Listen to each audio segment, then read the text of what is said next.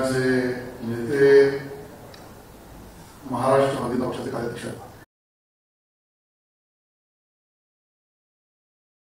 Cabinet मंत्री मंगल साहेब, मंचावर उपस्थित प्रवीण दरेकर साहेब, या ठिकाणी उपस्थित असलेले प्रदेशाचे आपले महामंत्री विक्रांत पाटील, माधवीताई नाईक, उपस्थित असलेले आपले आमदार संजय उपाध्याय, मनीषा चौधरी, अतुल भाटकळकर, विद्यादेवी ठाकूर, पार्वती कपन सेवक जी, राजेंद्र सिंह जी, सुनील राणे जी, भूपा शेट्टी जी, मनोज कोटक जी, मधु चौहान जी, विजय भाई गिरकर जी, राज पुरोहित जी, या ठिकाणी नवनिर्वाचित आपले जिल्हाध्यक्ष शलाकादेवी साळवी, नीरज बारे, दीपक दळवी, वीरेंद्र म्हात्रे, ज्ञानमूर्ती शर्मा, बाळा तावडे, आपल्या सगळ्यांबरोबर गेली 3-4 वर्ष त्यांनी जिल्हाध्यक्ष म्हणून यशस्वी काम केलं असे गणेश कंकरजी, संतोष मेडेकरजी, सुशांत सावंतजी, अशोक रायजी, राजेश शिरवडकरजी, आणि ज्यांनी हा कार्यक्रम अतिशय सुनियोजित पद्धतीने आयोजित केला आणि आता आपल्याला अतिशय जोरदार असं मार्गदर्शन केलं असे आपले महामंत्री आमदार अमित साकमजी आणि उपस्थित सर्व कार्यकर्ता बंधू आहेत. खरं तर आजच्या कार्यक्रमाचं आणि कार्यशाळेचं प्रमुख मार्गदर्शन हे माननीय चव्हाण साहेबांचं आहे. आपल्या सगळ्यांना याची कल्पना आहे की आपण आज का एकत्रित आलेलो आहोत. आजच्या या कार्यक्रमामध्ये कार्यकर्ता अपेक्षित ठरवून चव्हाण साहेब यांनाच या कार्यशाळेत बोलवलेला आहे आणि म्हणून मी अमित साकम आणि सर्व टीमचं मनापासून अभिनंदन करेन की खालचा आणि पहिला मधला दोन्ही अपेक्षित कार्यकर्त्यांनी पूर्ण ठिकाणी भरलेला आहे. 11 वर्ष माननीय मोदीजींच्या नेतृत्वात या देशामध्ये यशस्वी सरकार काम करते आणि म्हणून अतिशय नम्रपणे पण अतिशय सुनियोजित पद्धतीने माननीय मोदीजींच्या नेतृत्वात आपण देशाची, महाराष्ट्राची आणि मुंबईकरांची जी सेवा केली ते लोकांपर्यंत पोहोचवणे हे आपलं कर्तव्य आहे. मला कधी कधी असं वाटतं की राजकारणामध्ये ज्यांना स्वकर्तृत्वाच्या आधारावर बोलण्यासारखं काही नसतं ते सर्वजण आपल्या भात्यात बाण नाही मग कुरघोड्या करून, चित्रविचित्र बातम्या करून आणि नसलेले मुद्दे उपस्थित करून मीडियाच्या माध्यमातून जनतेसमोर येण्याचा प्रयत्न करतात. आणि ज्यावेळेला मी मांडतो त्यावेळेला आपल्या डोळ्यासमोर स्पष्ट येईल किंबहुना या मंचावरून मी त्या सर्व राजकीय पक्षांना आवाहन करतो की मुंबईसाठी, महाराष्ट्रासाठी, केंद्रासाठी तर जाऊ द्याच, देशासाठी तर जाऊ द्याच, तुम्ही केलेली 5 कामं काँग्रेसने दाखवावी, राष्ट्रवादी काँग्रेस, शरद पवार गटाने दाखवावी, उभाटा सेनेने दाखवावी, मनसेने दाखवावी, अन्य सपा बसपा तर जाऊच दे.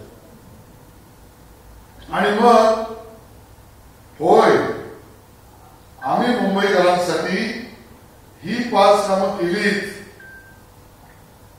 असं दाखवण्यासारखं नसल्यावर मग जे विषयच नाहीत, ज्या विषयामध्ये जनतेला रसच नाही, जे जनतेच्या चर्चेतले मुद्देच नाहीत, याच्यावर तिखट प्रतिक्रिया देऊन केवळ वर्तमानपत्र आणि मीडिया समोर चर्चेत राहणं एवढंच काम करणारे काही लोक तरी महाराष्ट्रात दिसतात. आणि ज्यावेळेला आम्ही हा प्रश्न मुंबईसाठी तुम्ही काय केलं हे ज्यावेळेला मांडतो त्यावेळेला मोदीजींनी मुंबईसाठी काय केलं याची यादी सुद्धा पुराव्यासहित जनतेसमोर मांडण्याची ताकद मी आणि माझा कार्यकर्ता ठेवतो. मला प्रश्न विचारायचा आहे, टीका जरूर करा, आलोचनेला आम्ही घाबरत नाही, पण जब बात करनी है तो मुद्दे की कर, और मुद्दे की बात के लिए भी भाजपा मुंबई का कार्यकर्ता न डरा था न डरेगा न उसके सामने. मुंबईमध्ये मोदीजी येण्याआधी आयाम होतं का? मोदीजींनी मुंबईला इंडियन इन्स्टिट्यूट ऑफ मॅनेजमेंट ही माझ्या नवयुवकाची त्याच्या भविष्याची स्वप्न पूर्ण करण्यासाठी या 11 वर्षात पवईला नवीन आयाम दिलं. आम्ही मुंबईसाठी काम केलं. केवळ तेवढंच नाही, मुंबईमध्ये शिकणारा MMR रिजन मध्ये शिकणारा जे आमचे विद्यार्थी आहेत तो काळ होता की मेडिकल सीट्स कमी पडायच्या म्हणून गाव सुनील राणे इथे बसले. गाव खेड्यापर्यंत माझा विद्यार्थी जायचा. मोदीजींनी 11 वर्षामध्ये मुंबईतल्या मेडिकलच्या 35% जागा वाढवून मुंबईतल्या मुला मुलींना मुंबईतच मेडिकलचं एज्युकेशन देण्याची संधी त्या ठिकाणी दिली. मोदीजी येण्याआधी सियारगड जंगल आणि सियारगडची लढाई लढतात. ही मुंबईला चारी बाजूने गरजेपी करण्याचं काम याच काँग्रेसवाल्यांनी केलं ज्याच्याबरोबर उद्धवजी तुम्ही आज बसला. मुंबईला समुद्र किनाऱ्यापासून 500 मीटर पर्यंत जो माझा गावठाणात राहणारा कोळी असेल, आगरी असेल, ईस्ट इंडियन असेल, जो माझा झोपडपट्टीत राहणारा या 500 मीटर मधला मुंबईत असेल, या 500 मीटर मध्ये राहणारा गृहनिर्माण सोसायटीतला नागरिक असेल, याला स्वतःच्या घराची, स्वतःच्या इमारतीची, स्वतःच्या झोपड्याची विकासाची परवानगी नव्हती. खिळा जरी टोकायला लागला तर दिल्लीला जावं लागलं. मोदीजींनी मुंबईकरांची सेवा केली. 500 मीटरचा जाचक कायदा बदलून टाकला. तो 50 मीटर पर्यंत आला. समुद्र किनारच्या सगळ्या झोपडपट्ट्या, गावठाणाचा पुनर्विकास स्वतःच्या घरापुरता आणि इमारतींचा पुनर्विकास मुंबईकरांची सेवा आम्ही केली. या ठिकाणी उल्लेख केला अमित साटमने योग्य केला. मुंबईतल्या मेट्रोचं जाळं पृथ्वीराज चव्हाण पीएम आले होते. एक मेट्रो करता करता ते आमदार पण राहिले. देवेंद्रजींनी 9 मेट्रो रूट केले. पण हे मुंबईकरांना जाऊन सांगा, त्या 9 मेट्रो रूट मध्ये काम पूर्ण करण्यासाठी परवानग्या तर दिल्याच, केंद्राने तर परवानग्या दिल्याच, पण माझ्या मोदीजींच्या सरकारमधल्या नगर विकास खात्याने स्वतःची सहभागिता म्हणून मुंबईकरांच्या मेट्रोच्या जाळ्यासाठी भरीव निधी सुद्धा दिला. मुंबईकरांची सेवा आम्ही केली. सुरुवातीलाच आम्ही मुंबईतल्या राजेश शिरवाडकरांनी तो प्रस्ताव मांडला. दुर्दैवी मृत्युमुखी पडलेल्यांना आम्ही भावांजली दिली. हो, या घटना परत होऊच नये. ज्यांचे प्राण गेले त्या परिवाराच्या दुःखामध्ये आम्ही सहभागी आहोत. पण आम्ही बोल घेवणे नाही आहोत. घरात बसून प्रेस कॉन्फरन्स घेणारे नाही. होय, त्या दुःखामध्ये अख्खा महाराष्ट्र आपला भावना व्यक्त करतोय. भारतीय जनता पार्टी सुद्धा करतोय.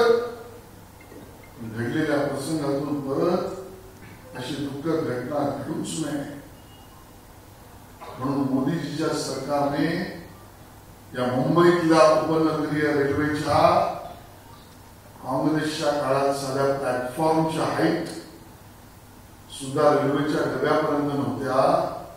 त्या गॅप मध्ये माझ्या माता भगिनी हरपटत मरत होत्या, मृत्युमुखी पडत होत्या. त्या प्लॅटफॉर्मची हाईट आम्ही केली. मुंबईची एसी टू डीसी रेल आम्ही केली. मुंबईच्या उपनगरीय रेल्वेतल्या रॅकची साईज आम्ही बदलली.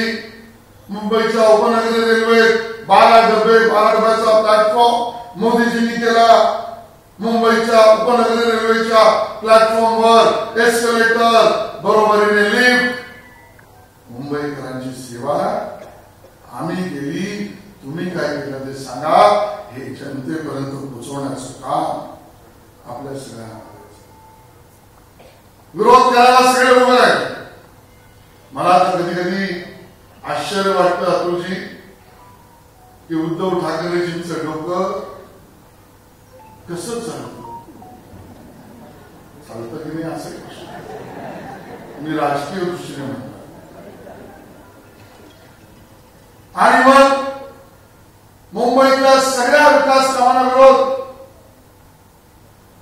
मुंबईतला बुलेट ट्रेन त्या ठिकाणी सुरू करून मुंबईत रोजगार निर्मितीचं काम तोडगोडी केलं असेल तर या बुलेट ट्रेन मध्ये मोदीजीच्या सरकार.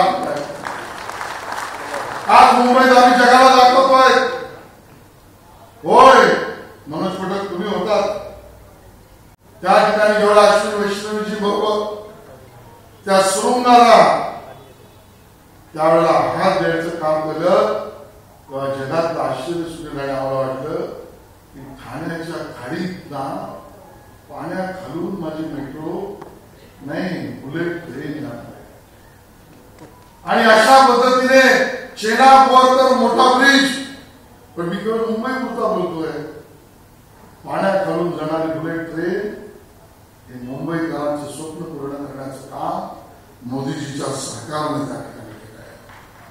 आज मला या ठिकाणी सांगायचं मुंबई आमची जी आहे यामध्ये छत्रपती शिवाजी टर्मिनल्स याचा आधुनिक विकास, परेलचं टर्मिनल्स, त्या ठिकाणी असलेला गोरेगावला नवीन स्टेशन, जोगेश्वरीला त्या ठिकाणी आणलेला रॅकचा बिझनेस, या आमच्या ईशान्य मुंबईत त्या ठिकाणी नवीन केलेलं स्टेशन, ही सगळी कामं कोणी केली? ही आमच्या मोदीजींच्या सरकारने मुंबईकरांच्या सेवेसाठी केली. हे तुम्ही जनतेपर्यंत जाऊन त्या ठिकाणी सांगण्याची आवश्यकता आहे. मला या ठिकाणी सांगायचं आहे मराठी माणसाच्या नावाने राजकारण करणार आहे. होय, मराठी जगली पाहिजे, टिकली पाहिजे, वाढली पाहिजे, जपली पाहिजे. मुंबईची भाषा मराठीच असली पाहिजे याच्याबद्दल मला किंमत नाही. पण बोल एवढ्यांनी काय केलं? अरे उठा उद्धवजी, विचारा प्रश्न काँग्रेसचा. उठा राज ठाकरे, तुम्ही विचारा प्रश्न राहुल गांधींना. का नाही तुम्ही माझ्या मराठीला अभिजात भाषेचा दर्जा दिला? ते काम माझ्या मोदींनी. छत्रपती शिवाजी महाराजांच्या नावाने राजकारण करतात. आज तर राज्याभिषेक दिवस आहे. मुंबईतल्या नेव्हीमध्ये माननीय मोदीजी आले आणि मुंबईतच त्यांनी घोषणा केली की माझ्या राजाने निर्माण केलेली त्यावेळेची नेव्ही आरमाराची व्यवस्था ही आता केवळ इतिहासाच्या पुस्तकात नाही तर माझ्या नेव्हीच्या झेंड्यावर पण लागेल आणि नेव्हीच्या ड्रेसवर पण ओळखून लागेल. हे मोदीजींनीच केलं ना. आज मला त्यांना प्रश्न विचारायचा आहे. बाबासाहेब आंबेडकरांच्या नावाने तुम्ही घोषणा देता, भाई जिथे आहेत एनटीसीची ती जागा काँग्रेसच्या काळात एनटीसी म्हणाली आम्ही देणार नाही. काँग्रेस सरकारने भूमिका घेतली. एनटीसीच्या जागेवर माझ्या बाबासाहेबांची आंतरराष्ट्रीय स्मारक उभारायचं असेल तर पैका मोजा, पैसे द्या. आज मोदीजींनी एनटीसीची जागा मोफत त्या ठिकाणी बाबासाहेबांच्या आंतरराष्ट्रीय स्मारकाला दिली. तुम्ही आम्हाला विचारताय मुंबईकरांसाठी आम्ही काय, ज्याचा उल्लेख राजा शिरोडकर यांनी केला. आमचा गणेशोत्सव, मुंबई म्हणजे गणेशोत्सव. खर तर ही गोष्ट आपल्याला मांडलीच पाहिजे. या देशातला एक पंतप्रधान दाखवा अगोदरचा अटलजी सोडून की ज्याने मुंबईतल्या गणेशोत्सवात येऊन माझ्या गणरायाच्या चरणांना स्पर्श केला. एकच नाव मिळेल, एक गृहमंत्री मला दाखवा देशाचा जो दरवर्षी न चुकता माझ्या गणरायाच्या समोर नतमस्तक माझ्या मुंबईत येतो. ते मोदीजी अमित शहा सोडून नाव दाखवतो. आणि आम्हाला हिंदुत्वावर प्रश्न विचारणाऱ्या उद्धवजींना माझा थेट सवाल आहे. अहो तुम्ही मुख्यमंत्री होतात ना, तुम्ही मुख्यमंत्री असताना माझ्या पंढरपूरला गेलात ना, त्या माझ्या विठोबाच्या पांडुरंगाच्या चरणांशी स्पर्श का नाही केला? त्या माझ्या पांडुरंगाच्या गळ्यातला, विठ्ठलाच्या गळ्यातला तुळशीचा हार माझ्या भक्तांनी तुमच्या गळ्यात घालायची भूमिका ठेवली, तुम्ही ती का नाकारली? आज पीओपीच्या गणेशोत्सव मूर्त्यांना कोर्टाला परवानगी द्यावी लागली कारण सेंट्रल पोल्युशन कंट्रोल बोर्डाने भूपेंद्र यादवजींच्या नेतृत्वात ही भूमिका घेतली की पीओपीवर बॅन आम्ही कधीच टाकला नाही. तुम्ही मुंबईकरांसाठी काय केलं? या ठिकाणी पाकिस्तानवरच्या हल्ल्याचा उल्लेख अमित शहांनी केला, योग्य केला. मला दोन गोष्टी मुंबईकरांसमोर मांडायच्या. मोदी है तो मुमकिन है. मोदी है तो मुमकिन है म्हणजे काय? 2008 ला 162 लोकांचे प्राण घेणाऱ्या मास्टर माइंड, मुंबईकरांचे जीव घेणाऱ्या टेररिस्ट मास्टर माइंडला, तहपूर राणाला सुद्धा फरफटत अमेरिकेवरून मुंबईत आणि भारतात कोणी आणलं तर मोदी आहे तो मुमकिन आहे. या ठिकाणी याचा उल्लेख करायला लागेल. ऑपरेशन सिंदूर 9 ठिकाणी हल्ला केला. इंटरनॅशनल मीडियाने लिहिले. साजिद मीर ज्याने या 2008च्या हल्ल्याची योजना केली आहे, तिथेच पाकिस्तानच्या टेररिस्ट कॅम्प मध्ये आहे, तिथेच त्याला ठोकला. त्या ऑपरेशन सिंदूर मध्ये माझ्या एक मुंबईकरांच्या प्राणाचा बदला मोदीजींनी घेतला. आणि उद्धवजींनी काय केलं? अमितजी, या लोकसभेच्या निवडणुकीत मत मागायला मुंबईकरांचा जीव घेणाऱ्या बॉम्ब ब्लास्ट मधला इक्बाल मुसा, ज्याला दोषी केलं कोर्टाने, ज्याने मुंबईकरांच्या चितळ्या उडवल्या, त्या इक्बाल मुसाला उद्धवजींनी कवेत घेतलं आणि मत मागायला बरोबर फिरवलं. तुम्ही काय मुंबईसाठी केलं हा सवाल दोन्ही ठाकरे बंधू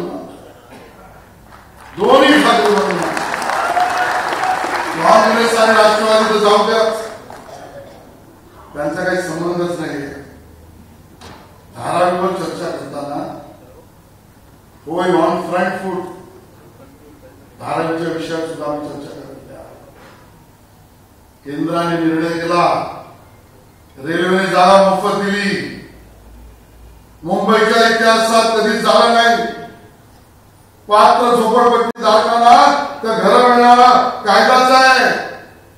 धारावीत तर मोदीजींच्या नेतृत्वात चालणाऱ्या देवेंद्रजीच्या सरकारने किमया केली.